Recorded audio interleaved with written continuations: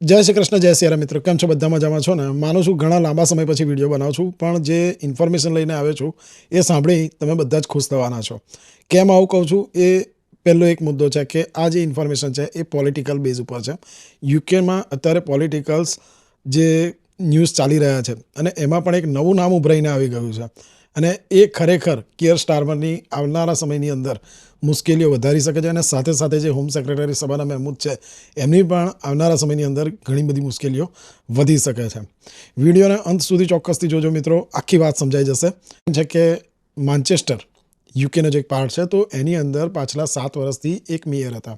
એમનું નામ છે એન્ડી બર્મન. એન્ડી બર્મન જે છે એ 7 વર્ષથી પોતાની પદનું સારી રીતે એ પ્રોસિજરમાં હતા અને સારી રીતે કામ પણ કરી રહ્યા હતા. એના લીધે એમની લોકપ્રિયતા પણ સારી હતી. હવે એન્ડી બર્મનને આપણે કિયર સ્ટારમર જે હાલના પ્રાઇમ મિનિસ્ટર છે એમને ચેલેન્જ કરવું હતું.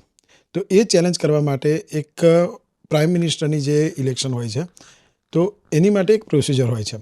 એ પ્રોસિજર એમણે પૂરી કરી દીધી છે અને હવે એ પ્રાઇમ મિનિસ્ટર કિયર સ્ટારમર છે એમને ચેલેન્જીસ પણ કરી શકે છે. એની માટે અમુક રૂલ્સ ફોલો કરવા પડે છે, એ પણ આપણે આગળ વાત કરીશું. તો પહેલી વાત એ જાણી લઈએ કે એન્ડી બર્મન સરે હવે કિયર સ્ટારમરને કેમ ચેલેન્જ કરવી છે. તો પાછલા સમયની અંદર આપણે જોયું કે લોકલ બોડી ઇલેક્શન જે થયા હતા એની અંદર લેબર પાર્ટી એમને ઘણી મોટી હાર મળી હતી અને એમના જે મતલબ વોટર્સ હતા એ મોટાભાગના વોટર્સ રિફોર્મ યુકે પાર્ટીને જોઈન કરી લીધી હતી અને એમને સારી રીતે બહુમતથી જીતાડી દીધી હતી. હવે કોઈપણ હિસાબે લેબર પાર્ટીના જે એમએલએ છે એમને પોતાની જે પાર્ટી છે એમને પાવરમાં રાખવી છે અને એ પાવરમાં કેવી રીતે રાખી શકે? કારણ કે કિયર સ્ટારમર જે પાછલા 2 વર્ષથી હતા અને કાઉન્સેલિંગની અંદર જે બી મતભેદો થયા, જે ઊંચ નીચ થઈ અને ઇમિગ્રેશન નિયમોને લઈને જે માઇગ્રન્ટ્સ અહીંયા યુકેમાં આવે છે એ બધાની અંદર લેબર પાર્ટીને લઈ અને એક નફરત ઊભી થઈ ગઈ હતી અને એના કારણે બહુ મોટી હાર મળી.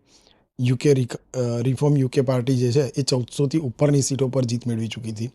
હવે આ જીતને ધીરે ધીરે પાછી મેળવવી એ લેબર પાર્ટીને એક માથાનો દુખાવો થઈ ચૂક્યો હતો અને એના કારણે જે કિયર સ્ટારમર છે એમને એમના જ એમએલએ તરફથી એવી નોટિસ મળી રહી હતી કે ભાઈ તમે પ્રાઇમ મિનિસ્ટરના પદ ઉપરથી રાજીનામું આપો અને બીજે કોઈ વ્યક્તિને પ્રાઇમ મિનિસ્ટરનું પદ સંભાળવા દો અને એના થકી આપણે જે લેબર પાર્ટી છે એની રિસ્પેક્ટ પાછી મેળવી શકીએ છીએ.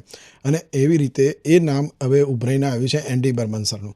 પાછલા 7 વર્ષથી એક જ ધારી પોતાની જે પોસ્ટ છે એ પોસ્ટને સંભાળી છે. ત્યાં એ લોકોની નજીકમાં જેટલા પણ લોકો છે એ બધાની ઉપર સારું પ્રભુત્વ મેળવ્યું છે, એ લોકપ્રિયતા પણ મેળવી છે અને એના કારણે હવે એ પ્રાઇમ મિનિસ્ટર માટે 81 જે એમએલએનો સપોર્ટ શોધી રહ્યા છે અને એ સપોર્ટ એમને મળી પણ જાય એવી શક્યતા છે. અને જો એ પ્રાઇમ મિનિસ્ટર બનશે, જ્યારે એમને 81 એમએલએનો સપોર્ટ મળી જશે તો એ કિયર સ્ટારમરને ચેલેન્જ કરી અને એમને એ પદ પરથી હટાવી અને પોતે પ્રાઇમ મિનિસ્ટર બની શકે એમ છે. હવે આ બધી પ્રોસિજરમાં લગભગ 1-2 મહિના લાગી શકે છે, યા તો એ વધારે પણ સમય લાગી શકે છે, યા તો પછી નેક્સ્ટ ઇલેક્શન પર વાત જાય.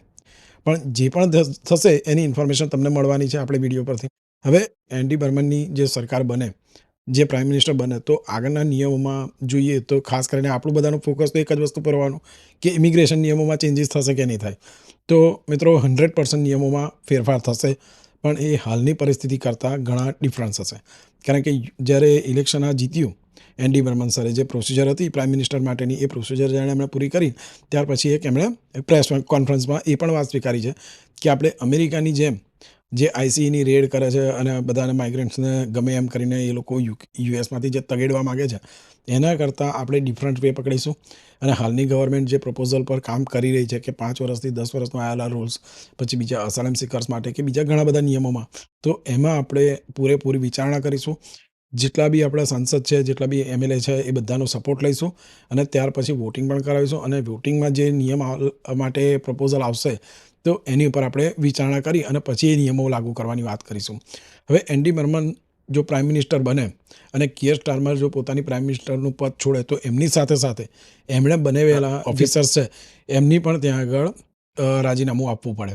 અને એન્ડી બર્મન સર જ્યારે પ્રાઇમ મિનિસ્ટર બને તો એમની સાથે સાથે નવી બોડી આખી બનશે. મતલબ કે હોમ ટોટલી જે બોડી હશે, જે આખો વિભાગ હશે એ આખો વિભાગ નવેસરથી બનશે અને ત્યાર પછી કોને કેવી રીતે પોસ્ટ આપી, કોને કયું કામ આપવું એ બધું એન્ડી બર્મન નક્કી કરશે. હવે એન્ડી બર્મન સરનું કેવું આગળ નિયમોમાં ફેરફાર લાવવાનું જે વિચારી રહ્યા છે અને કંઈક ને કંઈક દ્રષ્ટિથી આપણી માટે તો સારા સમાચાર છે કે જો એન્ડી બર્મન સર બને તો એ એટલું તો વિચારે છે કે માઇગ્રન્ટ્સ માટે જે નિયમો અને જે અત્યારે હાલની ગવર્મેન્ટ જે નિયમો લાવી રહી છે એમાં બહુ મોટો મતભેદ છે અને પબ્લિકલી યુકેની પબ્લિકમાં આ વસ્તુથી ઘણા મોટા મતભેદો ઊભા થઈ શકે છે અને આવનારા સમયની અંદર યુકેમાં જ્યારે લેબર શોર્ટેજ ઊભી થાય તો પણ એ વસ્તુને પહોંચી વળવા માટે હાલ ગવર્મેન્ટે વિચારવાની વાત છે. પણ અત્યારે હાલની જે ગવર્મેન્ટ છે એ બધા પર વિચારવું નથી. એમને તો નેટ માઇગ્રેશન છે એ ઘટાડી દેવું છે અને એ દ્રષ્ટિથી જ અત્યારે એનડી બર્મન જો ગવર્મેન્ટ લાવે એમની, તો એમની સાથે સાથે એ પોતાના પ્રાઇમ મિનિસ્ટરના જે બધા અલગ અલગ ડિવિઝન છે એમાં પણ મોટા ફેરફારો કરશે અને ત્યાર પછી મોટાભાગે જે અત્યારે યુકેની જે ફોકસ હોવું જોઈએ ગવર્મેન્ટનું એ ફોકસ છે મેઇન કે ઇકોનોમીને કેવી રીતે સ્ટેબલ કરવું. લાસ્ટ મંથ અહીંયા ઇકોનોમીનો એક આંકડો બહાર આવ્યો હતો, એની અંદર 0.01% ઇકોનોમી ડાઉન થઈ ચૂકી છે. તો આવનારા સમયની અંદર જેટલા બી મારા ગુજરાતી ભાઈ બહેનો અહીંયા કામ કરી રહ્યા છે, તો જો જોબ બદલવાનું હોય વિચારતા હોય યા તો કોઈ નવું ઘર બાય કરવાનું હોય કે ગમે તે વસ્તુ પર મોટું પગલું ભરવા વિચારતા હોય તો હમણાં થોડી વાર રાહ જુઓ. એનું રીઝન એ છે કે જે આગલા મહિને ઇકોનોમીના જે આંકડા બહાર આવ્યા છે એના થકી કદાચ આવનારા સમયની અંદર યુકેના વ્યાજ દરોમાં મોટો ફેરફાર થઈ શકે છે, મતલબ કે વ્યાજ દરો વધી શકે છે. સાથે સાથે મોંઘવારી અને એને લીધે બેરોજગારી પણ વધી શકે છે, કારણ કે અમુક બિઝનેસ પણ બંધ થઈ શકે છે. બિકોઝ કે જો ગવર્મેન્ટ ઉપર ઇકોનોમીને પાછું સ્ટેબલ લાવવાનું પ્રેશર આવે તો એ એમના ટેક્સીસમાં વધારો કરશે, જેમ કે વ્યાજ દરમાં વધારો કરશે તો સાથે સાથે ટેક્સીસમાં પણ વધારો કરશે. હવે ટેક્સીસ એ રીતે વધારે કે કાઉન્સિલ ટેક્સ છે, બિઝનેસ ટેક્સ છે, એ બધા ટેક્સોમાં વધારો કરી અને પબ્લિકલી એ ભારણ મૂકી શકે છે ઇકોનોમીને બૂસ્ટઅપ કરવા માટે. પણ એ વસ્તુ કંઈક ને કંઈક દ્રષ્ટિથી પબ્લિક એક્સેપ્ટ કરવા કે ના કરવું એ પબ્લિકની ઉપર નિર્ભર છે અને એના કારણે કદાચ આવનારા સમયની અંદર યુકેના માર્કેટમાં મહામંદી પણ જોવા મળી શકે છે. હવે આ બધી પોલિટિકલ ઉથલપાથલની વચ્ચે પબ્લિકનો કેવો મરો થાય છે એ આપણે આગળ જોવાનું રહ્યું. એટલે મારા ગુજરાતી ભાઈ બહેનો જેટલા પણ અને આપણા યુટ્યુબના સબસ્ક્રાઈબર જે ફેમિલી છે એ લોકોને ખાસ ચેતવણી કરીશ કે આવનારી સમયની અંદર જો તમે જોબ બદલવાનું વિચારી રહ્યા હોય, નવું ઘર લેવાનું વિચારી રહ્યા હોય કે કોઈ પણ એવું પગલું ભરવાનું વિચારી રહ્યા જ્યાં તમારે ઇન્વેસ્ટ કરવાનું હોય, તો એ બાબતે હમણાં થોડો વેટ કરો અને થોડુંક રાહ જોવાની નીતિ અપનાવો. ત્યાર પછી આગળ શું થાય છે એની પર નિર્ભર રહો. બસ બાકી નિર્ણય તમારે લેવાનો છે કે શું કરવું શું ના કરવું, બરાબર. પણ આવનારા સમયની અંદર યુકે માટે થોડીક હાર્ડ સમય રહેવાનો છે મોંઘવારી અને ક્રાઇસિસને લીધે. ત્યાર પછી પોલિટિકલમાં કેવા ફેરફારો થશે એ આપણે નેક્સ્ટ વિડીયોમાં ચોક્કસથી ઇન્ફોર્મેશન તમારી સાથે શેર કરીશ. અને સાથે સાથે જો ચેનલ પર પહેલી વાર આવ્યા હોય તો ચેનલને પ્લીઝ સબસ્ક્રાઈબ જરૂરથી કરી લેજો. અને બીજી એક વાત કહેવાની છે મિત્રો કે હવે આપણે યુટ્યુબની સાથે સાથે હું અહીંયા પાર્ટ ટાઈમ જોબ પણ કરું છું. સાથે હવે મેં વિડીયોગ્રાફી અને ફોટોગ્રાફી મતલબ કે ઇવેન્ટ માટે ફોટોગ્રાફી અને વિડીયોગ્રાફીનું પણ કામ ચાલુ કર્યું છે. જો કોઈને પોતાના યુકેની અંદર જ અને કોઈને એવા પ્રસંગો માટે કંઈક શૂટિંગ કરાવવું હોય યા તો ફોટોગ્રાફી કરાવવી હોય તો તમે કોમેન્ટ કરી શકો છો.